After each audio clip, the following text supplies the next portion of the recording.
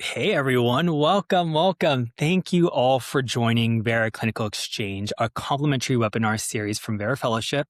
And this series is a preview of our larger Vera Fellowship programming with 4 live conversations on clinical K-beauty, AI and imaging, luxury skincare, and regenerative aesthetics. I'm Kevin Lamont Bachar, Vera Strategic Advisor.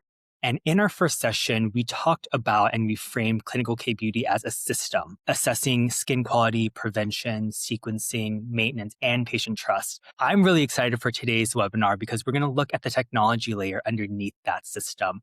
We're going to look at imaging, data, AI-supported consultations, documentation, and patient follow-up. This core idea we'll explore today is simple. AI can make precision visible, but clinical judgment makes it actionable. And I'm super excited that I'm joined today by Dr. GeonHyung, the director of Taya Clinic in Seoul and the physician developer behind their AI program. And joining us from the United States on the East Coast, Dr. Aakaash Varma, board-certified dermatologist and clinical instructor at NYU Langone Health. So let's get started with this clinical model. First, clinical K-beauty has been minimized and overly simplified, and it's often discussed through those buzzwords, treatment devices, skin quality trends. But today we really want to look at the system underneath that, the consultation and the treatment plans. Today our focus will be understanding how clinics assess skin, explain findings, sequence treatments, and document change and maintain results over time. So let's jump right into it. Dr. Kim, let's talk about the patient experience at Taya Clinic. How does imaging, data, and AI fit into that workflow? Okay, thank you, Kevin. Thea, we don't think like AI as replacing the physicians, but we think of it as helping physicians to communicate their clinical thinking more clearly with their clients. So our consultation program called the Dharma Code is a clinical decision support system, and it combines the standardized imaging with structured clinical assessment to organize the information in the screen about the patient's skin, like patient's pigmentation or skin texture, wrinkles or laxity of the skin, something like that. So the AI is not making the treatment decisions, but the physicians or the consultant interprets that information within the patient's scores and medical history and clinical examination. So what Dharma Code really changes is the conversation between the physicians and the client. It really is an assistive tool to that consultation. And though AI in your clinic isn't anything new, I feel like it's something that's still very fresh and still a little bit immature here in the United States. So to you, Dr. Varma, looking at the growing AI landscape here in the US, how do you see these emerging technologies really impacting dermatology, healthcare as a whole more broadly? And where can this kind of technology improve care where providers need to be careful? Yeah, so thank you so much for that introduction and for the question, Kevin. And thank you so much, Dr. Kim, for your thoughtful response earlier. So, one thing that's really interesting is that dermatology actually was the first proof of concept for AI in medicine. Back in 2017, a group in Stanford used an AI model that was trained on numerous photographs to look at 130 images of skin cancer and compare it to the findings from 21 board certified dermatologists. And it met or exceeded them in all the metrics, right? And so that was the first foray of people believing, oh, wow, we can use AI in medicine. And dermatology was the first field. And we're uniquely primed for that, right? Because we're a visual field. There's a lot of pattern recognition. We're looking at morphologies. We're looking at distribution on the skin. We're looking at changes in lesions over time. And now, obviously, it's been almost 10 years since that paper came out. So obviously, there's been an exponential growth in artificial intelligence and what we're capable of doing, as well as consumer understanding and patient desire for more precision medicine, right? So now, as we evolve into the aesthetics realm, the biggest hurdle I think we face is, having models that we like as physicians and that are palatable to our consumers. So that's kind of how I see this evolving. And I do see us heading towards the use of these models and the creation of a precision medicine approach. It's definitely something that we see being here based in San Francisco and Silicon Valley, right? It's something that we hear often. Like AI in itself is a buzzword, right? So it'll be interesting how we learn from our counterparts globally, especially in Korea, and bring some of that information and some of that utilization back. I want to kind of kick it back to Dr. Kim. In your experience, when you have patients before and after you develop the AI, Did your patients respond differently to the consultation now seeing this data, seeing this objective data to support your clinical decision making? Yes, absolutely. Like patients often come in asking for specific treatment in the clinic, but after leaving these images and the consulting program, they begin asking different questions like not like which procedure should I get, but why is this happening or what's the best long-term plan is for their skin condition. So we can have much more productive conversation between physicians and the clients or the patients. So we can conclude with the better solution that is fitting to the patient's skin condition. Now that we've kind of seen a little bit about the AI imaging tools used in our consultations, let's move to kind of better patient education because I think it's so easy for us to really rely on these data models, these AI models to run the conversation, but there's still a physician, there's still a practitioner behind that consultation that has experience in many ways that AI may not necessarily have. So one of the most practical uses of clinical technology is really helping patients understand what we're seeing, right? We're trained in this. We spent the hours and investment in our education to really understand patient conditions and how to treat them. The plan is sequenced in a certain way, and that's oftentimes very hard to explain to patients. In medical aesthetics, that education shouldn't stop at the procedure itself, right? So a high precision plan can also include how patients prepare their skin, support recovery, use skincare appropriately, and maintain those results over time. To you, Dr. Varma, AI assisted imaging can make the consultation and treatment feel more concrete. It can also be overinterpretive and overanalyzed. I think another thing here in the US is like we like to believe in analysis paralysis, right? When we're given too many options, it becomes overwhelming. Knowing this, how do providers best leverage imaging AI tools during the consultation and in their patient education? So, as the imaging lead at NYU Langone Health, I'm involved in the creation of standardized imaging protocols for our skin cancer screening patients, but also our patients with inflammatory skin disease, and we're moving more towards aesthetics as well. And the most important thing about that is that we're able to actually quantify something that we usually discuss qualitatively or with estimations.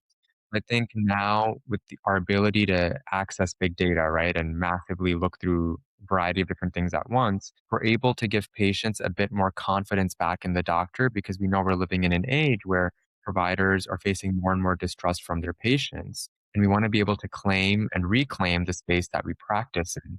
So by being able to give patients a bit of a sense into, this is what I see.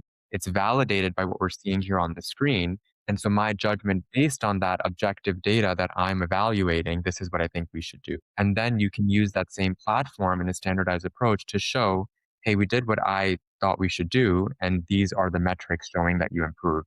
It can be used more as a supportive tool. But I think the worry becomes when we now are using that tool to make the decision for us as well. And I do think we're building towards that, right? Like that's the whole point of AI training models, et cetera. But I think we always have to remind ourselves that there is a humanistic approach and experience often trumps algorithms. So it's a fine line.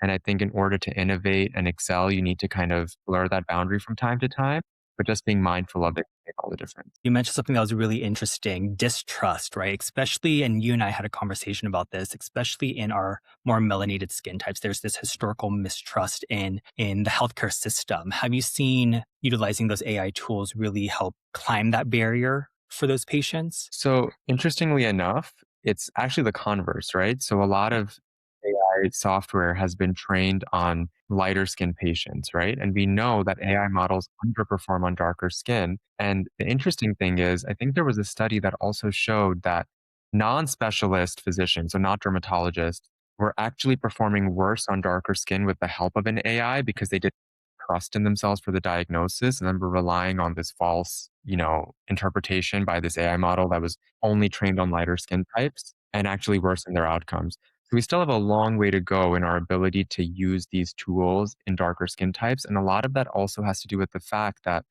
a lot of things that we use were created for lighter skin. Cameras were created to capture lighter skin. And even Hollywood dealt with this issue for many years on capturing melanated skin properly. And in fact, I think there was a TV show called Atlanta that Childish Gambino produced.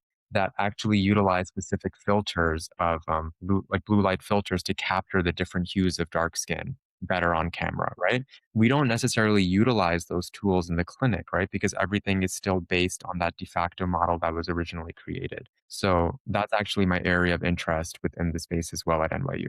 Thanks, Dr. Varma. Going to our counterparts in Korea, Dr. Kim, y'all have utilized this rigorously in your clinical practice. How does this show up in clinical K beauty? How does imaging during the consultation help patients understand the treatment, sequencing, progress, skin prep, recovery, the whole patient experience? So what imaging helps is that it can help the patient see that the aesthetic medicine is just about the strategy, not individual procedures, I think. So for example, if a patient may ask for lifting, but as I mentioned before, after leaving the image together, we can explain that improving the skin quality first will create better overall results. So it's important to visualize those relationships to the patients. So instead of like saying you need like 3 procedures, for example, like Botox or something like that, but we can explain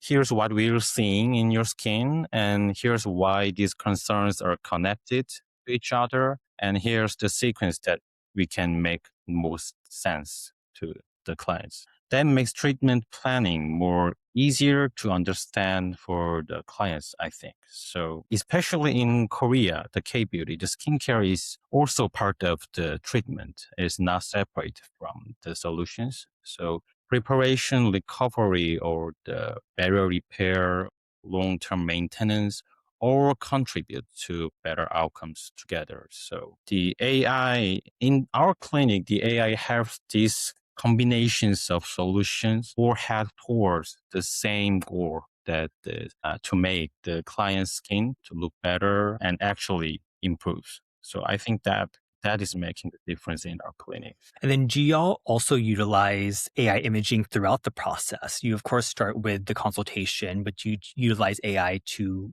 do progress pics or provide objective data on the reduction of hyperpigmentation. Or how do y'all utilize AI throughout the patient journey, not just that initial consult? So the most important thing in the client journey is when the clients come back overall in our clinics. So the first time when the clients come to the clinic, the one thing we focus on is to set the goals for the skin condition of the clients. And there comes the treatment plans. And treatment plans must have the periods because each solution has maintenance periods or the regular period clients have to come to get the solution again. So when the clients come to our clinic back again after certain periods, the AI can track the difference between the first time when the clients came and next time the clients come. The difference we can track the difference between that two different visit timing. So when the clients can see and when the program visualize the difference between their visit, they can check whether the solution worked for them or not. So I think that is the second most important thing in the AI using the clinic. And you mentioned something very important there. Obviously, economically, these treatments are an investment for many patients, many clients that oftentimes to the untrained eye, some of these results may not be as present, but being able to utilize those AI tools to objectify and say, yes, we see a X number percentage or reduction in pigmentation. We see X improvement in lift, in wrinkle reduction is super important and kind of continues to build that trusting relationship, especially in a field of medicine that's elective, right? No one absolutely needs our services, but it is an elective choice for our patients to come in, invest in their skincare, invest in their skin health, that having those AI tools and that data to back up not only the decision making, but the continued progress and improvement in the skin based off of those treatments. So now pivoting to the clinical operations, of course, there is a clinic and physicians and a whole team behind this technology. And as much as an AI tool can look really impressive in person on social media, it's only one part of that patient journey. If if a clinic doesn't have the right workflow, training, documentation, patient communication, it may not necessarily improve care. You're kind of just putting this bright and shiny AI tool in front of patients, but you don't really have a well-rounded and robust patient experience. Dr. Kim, what does operational discipline look like behind a technology-enabled clinic? How do you train your providers and how do you utilize it?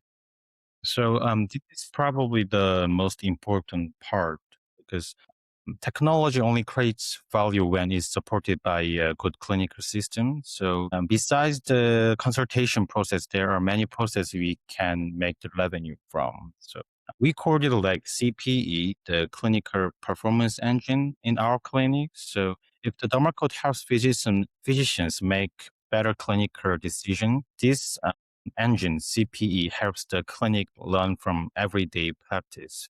So for example, like it integrates the consultation data, treatment plans, follow-up or patient feedback, or operational workflow to identify the patterns that individual clinicians might not see. Like if I give the more specific example, we can understand where patients are disengaged or which treatment improve long-term adherence or where communication can be more improved. So sometimes this can give us more useful insights when you operate the clinic, and eventually we can educate our employees in the clinics to give clients the better solutions and feel more comfortable in our clinic like that. So yes, I think that is the most important one when you learn the clinic. And I think building that long-term relationship is super important. We are always often worried about patient acquisition. How are we going to get patients in the door?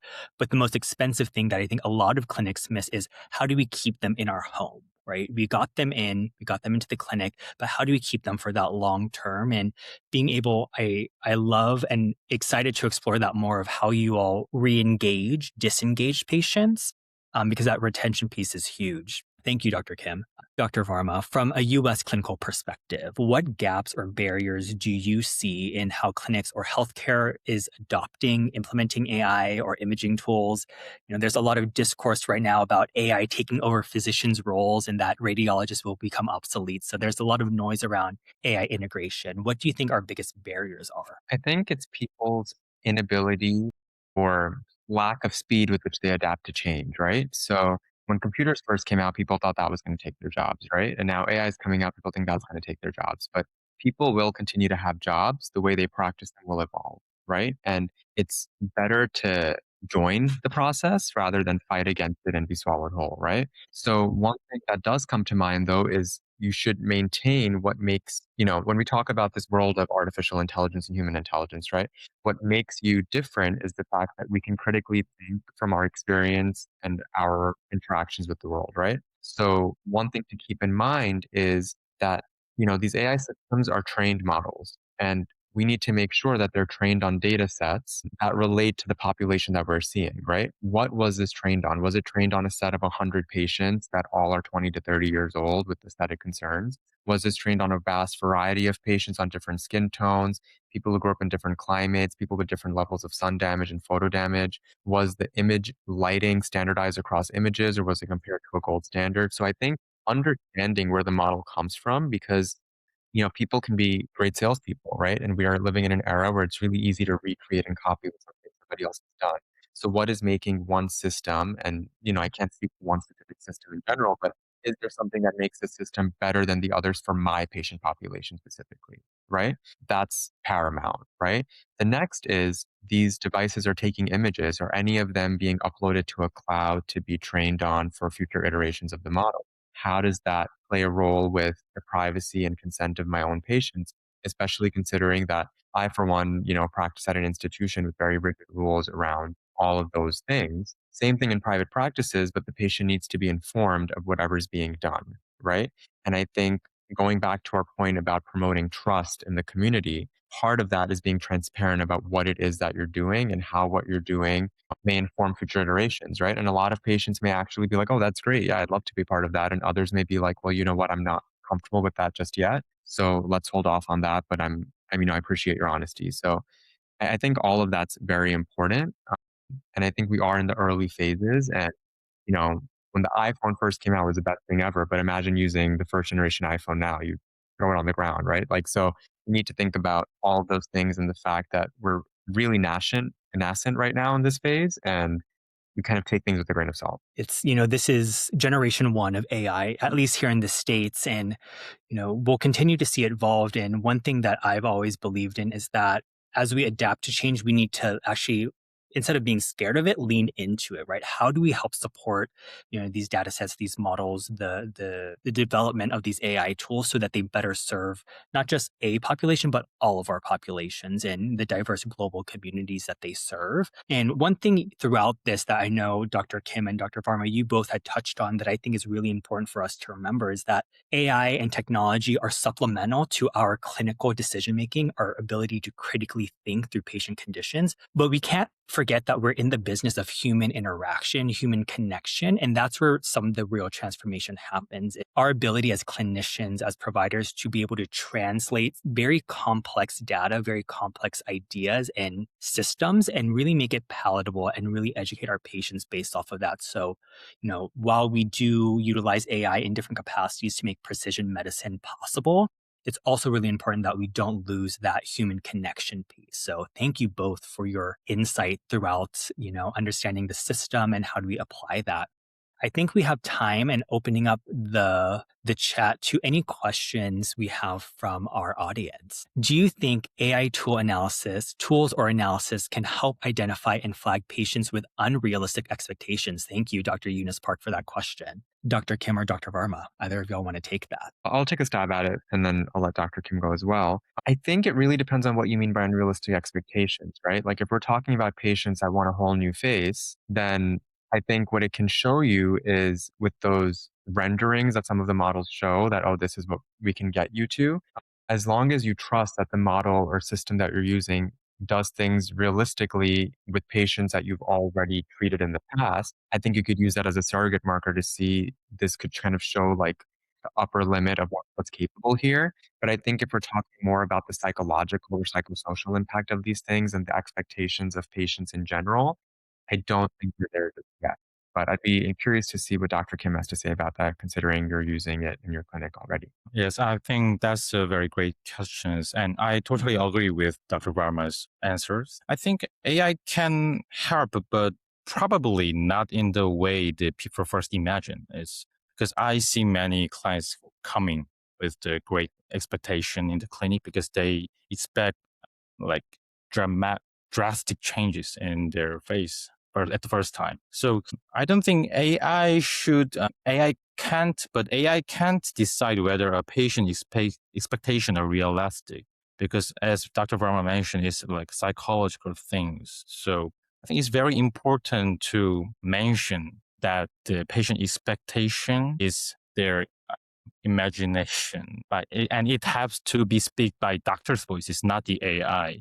It's more about the trust part between client, patients, and the doctors. So, and as a AI developer, it's very important to make the program that patients should not think that, for example, like simulated images will be present 3 weeks later after the solutions. So I think it's very important for developer and also for the doctors that the patient should not have the like drastic changes after the skin solution because it's different between people's. Yeah. Thank you, Dr. Kim, Dr. Varma. So I'm curious for both of you, what is something you would caution clinics against when adopting these tools? What is the biggest red flag? I think the most important thing is, and I'm sure some of us are guilty of this, but when we have access to ChatGPT and Claude, a lot of times we may have it do things that we used to do ourselves all the time, right? So I think sometimes reminding ourselves that our impression comes first and these tools are secondary, they're meant to augment, not replace our role in clinic. I think we sometimes have this habit of kind of automating, the automation bias, right? We want to kind of just believe what the tool has to say because we view it as like a calculator, like an objective truth, but it is not truly an objective truth yet. It's a probabilistic expectation of what to look for. So I think keeping that in mind, I think we have to remind ourselves to stay critical. And I think that can be said about AI adoption across various fields, right? Like critical thinking is what makes us human.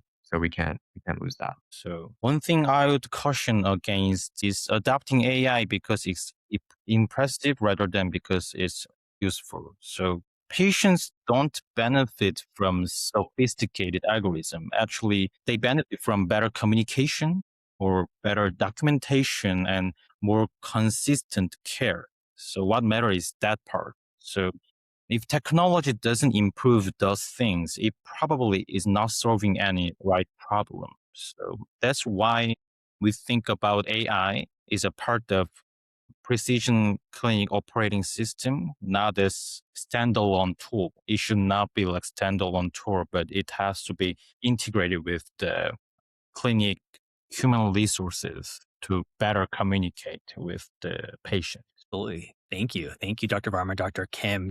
One thing I always teach clinicians that I train now on AI tools or integrating some of these AI scanners into their clinic is that an AI tool doesn't replace our clinical judgment, but it really validates our clinical expertise, that it is supplemental again to our education and our critical clinical thinking, and that we still are the owner of that decision for that patient. So thank you all for your insights, for your feedback, also just your experience. For our audience, the main takeaway today is that AI can really make precision visible, yes, but clinical judgment and expertise make that actionable. So as our medical specialty continues to innovate and adapt emerging technologies, it's really more important than ever to ensure we strike that balance between AI-assisted consultations with clinical and operational rigor and human connection.